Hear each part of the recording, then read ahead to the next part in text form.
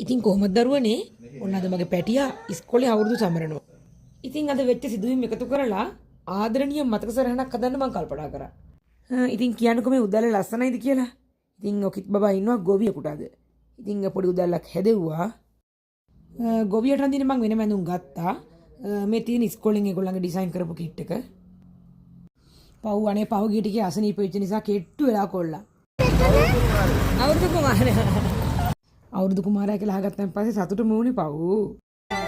මේ අවුරුද්දේ ඉරි ඉතිරේ රටවැසියන්ගේ ආයු වැඩෙන